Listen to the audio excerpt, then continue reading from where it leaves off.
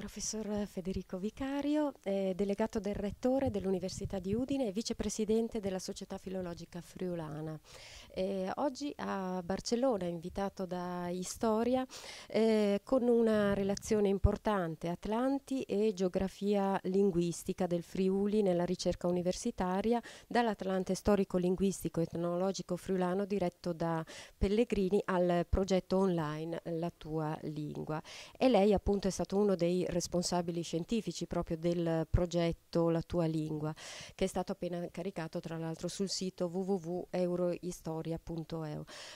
Il progetto appunto intende ambiziosamente continuare nella scia dell'Atlante Pellegrini la descrizione delle varietà linguistiche presenti nel quadrante nord-orientale del Friuli,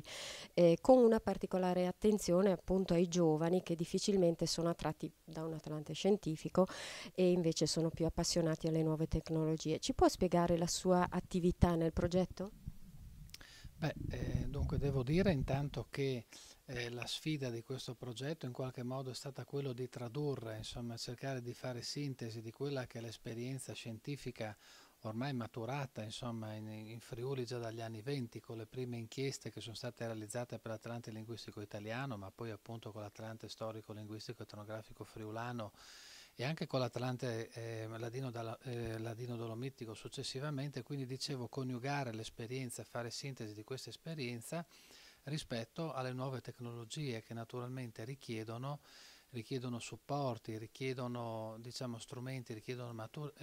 materiali di più facile accesso. Ecco. Il quadrante nord-orientale della nostra regione consente secondo me di verificare da una parte la varietà delle parlate friulane che appunto hanno caratteristiche diciamo tipicamente montane, quindi carniche, dall'altra parte anche la presenza di più varietà alloglotte, quindi le varietà germanofone, le varietà carinziane della Val Canale e anche quelle slovene della stessa Val Canale, della Val di Rese e delle valli contermini. Ecco, quindi diciamo che la sfida è stata questa, quindi coniugare l'esperienza degli atlanti linguistici rispetto alle nuove tecnologie.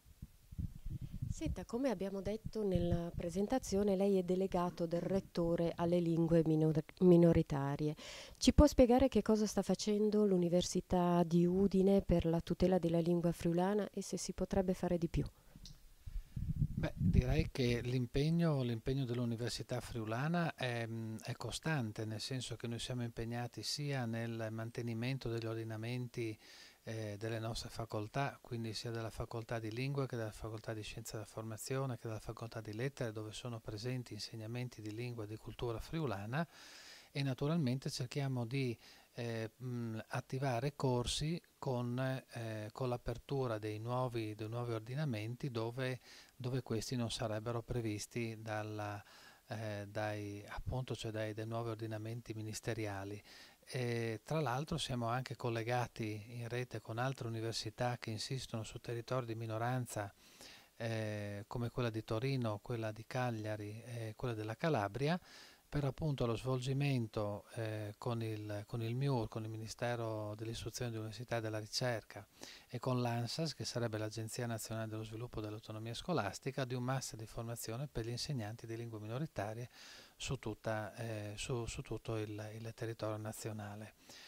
Che cosa si potrebbe fare di più? Ci sono molte cose che si possono fare di più, ma questo naturalmente dipende dai fondi a disposizione, dal momento che una struttura ce l'abbiamo, che è il CIRF, il Centro Interdipartimentale di Ricerca sulla Cultura e la Lingua del Friuli.